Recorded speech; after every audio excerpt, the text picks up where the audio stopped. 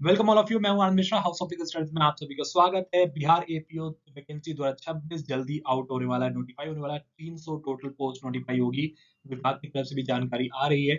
New syllabus हम लोग discuss करेंगे। बेसिकली क्या न्यू सिलेबस है जो कि आप लोगों को कवर करना है, ताकि अभी से प्रिपरेशन करेंगे तो आपका जो प्री है, क्योंकि वैकेंसी की बात करें तो जो कमीशन है वो ये चाह रहा है कि 6 महीने के अंदर आपकी वैकेंसी पूरी फाइनल हो जाए। ठीक है, ताकि देखना एग्जाम में ज्यादा टाइम आपको मिलने वाला नहीं है, चाहे वो प्री हो, मेंस हो या इंटरव्यू की बात करें। ठीक है, देखते हैं आज की न्यूज।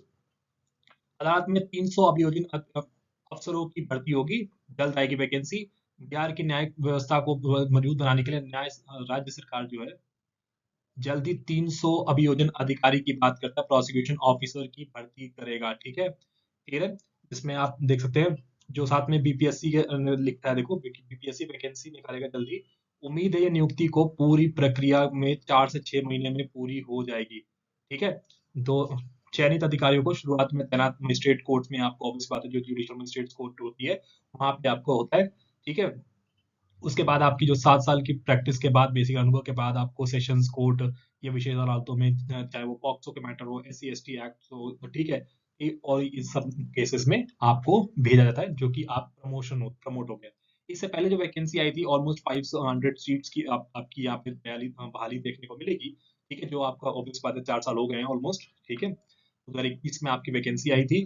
तो अब याद रखिएगा, यहाँ पे विभाग की तरफ से भी बहुत अच्छी खबरें आपको देखने को मिल रही हैं। जो विभाग खुद ही एडमिट कर रहा है कि आपकी 300 की पोस्ट है। जैसे जो ऑफिशियल कंफर्मेशन की बात करें तो 297 सीट्स का प्रोविजन आपको यहाँ पे देखने को मिलेगा। अब बात करते हैं सिलेबस की। ठीक है, वैकेंसी तो अब आ ही जाएगी, आपका 10-15 दिन के अंदर आपकी नोटिफाई हो जाएगी। सिलेबस ऑलरेडी देखिए, कमीशन ऑलरेडी सिलेबस को चेंज कर चुका है, याद रखिएगा। तो इस भ्रम में मत रहिएगा कि कमीशन आपकी एडवर्टीजमेंट के लिए कोशिश नहीं कर रहा है। ठीक है, तो आपको पता है कि जो आपका स्टेज है, बीपीएससी जो एग्जाम कराता है एपीओ के लिए, उसमें जो प्री एग्जाम होता है बेसिकली। ठीक है, और याद रखना पिछली बार से सीट्स कम है, ऑब्वियस बात है, आधी सीट्स है ऑलमोस्ट। तो आपका कॉम्पिटिशन डबल होने वाला है, उस हिसाब से मेहनत कीजिए। कट ऑफ की बात करें तो उससे ज्यादा ही जाएगी, याद रखिएगा। चाहे पेपर टफ हो इजी, उससे कोई मतलब नहीं है। तो पहला पेपर जो आपका जो जीके का होता है वो 100 नंबर का होता है। ठीक है, 100 ही क्वेश्चन होंगे। और दूसरा पेपर आपका विधि का लॉ का जो है, जिसमें आपका 150 मार्क्स बेसिकली अलॉट किए जाते हैं। तो आपका टोटल जो बेसिक मार्क्स की बात करें तो टोटल पेपर आपका 250 नंबर का है, जिसमें कट ऑफ आपकी प्रिपेयर होती है। ठीक है, 2-2 घंटे का पेपर होता है, याद रखिएगा।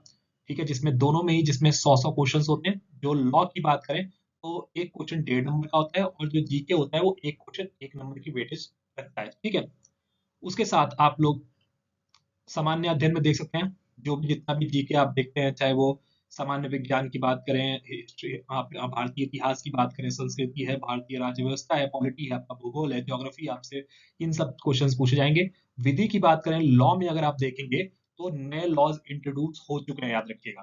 ठीक है, इसमें भारतीय, देखिए भारतीय न्याय संहिता 2023 लिखा हुआ मेंशन किया गया आपको यहाँ पे। भारतीय साक्ष्य अधिनियम 2023 बीएसए जो है, आपका इंडियन एविडेंस एक्ट ऑफ 1872 का यहाँ पे नहीं आएगा।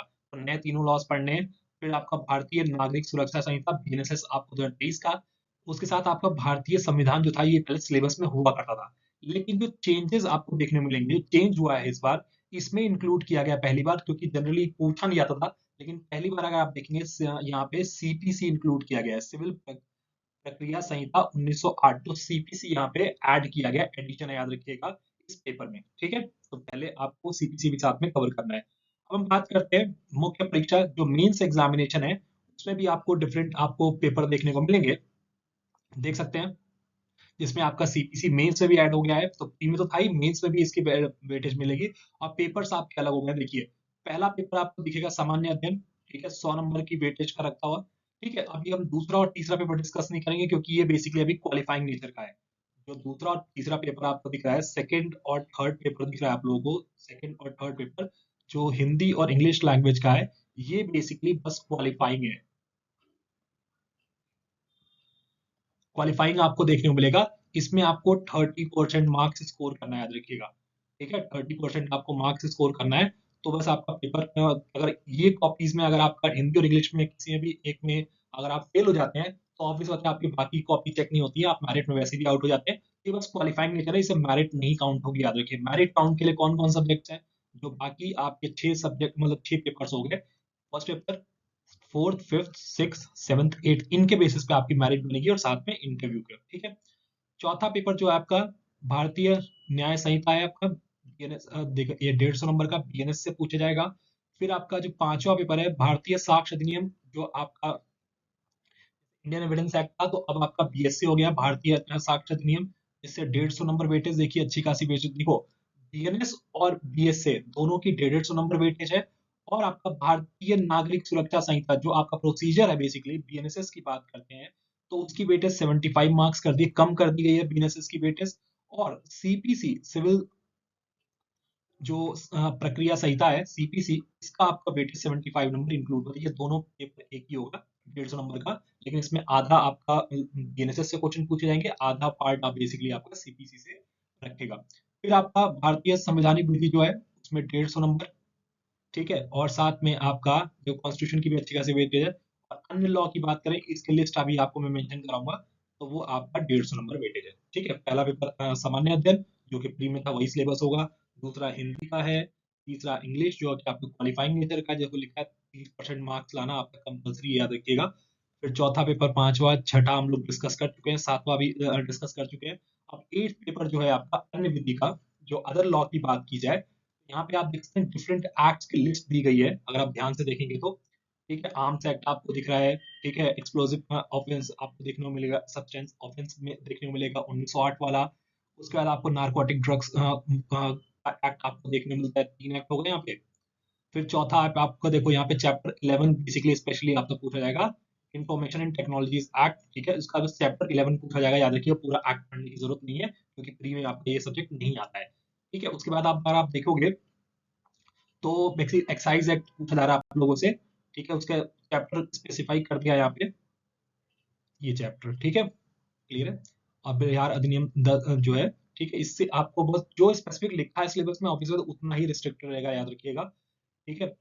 फिर माध्य निषेध का जो ये आपका एक्साइज के रिगार्डिंग ये एक्ट आपको देखने को मिलेगा, जो गवर्नमेंट में जो देखने बिहार में बैन है बेसिकली आपका, जो एक्साइज की बात करते हैं। फिर आपका पुलिस एक्ट से क्वेश्चन पूछे जाएंगे। फिर भ्रष्टाचार निवारण अधिनियम है जो कि 1988 का है, ठीक है, उससे भी आपसे क्वेश्चन यहाँ बनते हैं। इसके अलावा भी कुछ एक्ट है जिनसे क्वेश्चन आपको देखने को मिलेंगे, देख सकते हैं आप लोग।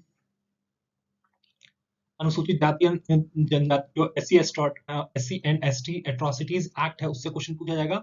और पॉक्सो एक्ट 2012 जो है, उससे भी क्वेश्चंस बनेंगे, याद रखिएगा, ठीक है, क्लियर सबको। उसके बाद जो नेक्स्ट स्टेज है आपको, वो आपकी इंटरव्यू की स्टेज होगी, याद रखिएगा। नेक्स्ट स्टेज जो है वो इंटरव्यू, जितने भी सीट्स हैं उसके थ्री टाइम स्टूडेंट्स को कॉल आने वाली है इंटरव्यू के लिए, याद रखिएगा। अगर 100 सीट होंगी मान लीजिए जनरल की, तो 300 कैंडिडेट होंगे जनरल के जिनको इंटरव्यू कॉल आएगा, याद रखिए, जिसका वेटेज जो है वो 100 मार्क्स है, याद रखिएगा। 100 नंबर का इंटरव्यू है, और बाकी बेसिकली मेंस का जो स्कोर होगा उसके बेसिस पे आपकी कट ऑफ बनेगी, उसी के बेसिस पे आपका सिलेक्शन फाइनल किया जाएगा। इंग्लिश और हिंदी जो लैंग्वेज का पेपर है मेंस में, वो उसका बेसिकली वो क्वालिफाइंग नेचर का है, उसके मार्क्स काउंट नहीं होंगे, ठीक है, वो 200 नंबर काउंट नहीं होंगे। उसके अलावा जो भी पेपर आप करते हैं, जीके की बात करें, जितने लॉ के पेपर है, सबका बेसिकली मेरिट में नंबर आने वाला है। और साथ में इंटरव्यू जो 100 नंबर का है, क्योंकि देखो बिहार पब्लिक सर्विस कमीशन ने, अगर आप सिलेबस की बात करेंगे, तो देखिए 25 नवंबर को सिलेबस नोटिफाई कर दिया था, चेंज कर दिया था। इसका मतलब इंटेंशन बहुत क्लियर थी, क्योंकि अभी तक जुडिशरी का सिलेबस नहीं चेंज हुआ, लेकिन एपीओ का सिलेबस चेंज हो गया, क्योंकि जो बीपीएससी की प्रायोरिटी है कि पहले हमारा एपीओ एग्जाम कंडक्ट कराया जाए, एपीओ की वैकेंसी को फुलफिल किया जाए, उसके बाद ही हम लोग जुडिशरी के पॉइंट ऑफ व्यू से जाएंगे, ठीक है। कोई भी दिक्कत हो, डाउट हो, आप लोग मुझसे कनेक्ट कर सकते हैं पर्सनली। यूट्यूब चैनल जरूर सब्सक्राइब कीजिएगा। कोई दिक्कत हो, डाउट हो, बताइएगा जरूर। Thank you so much.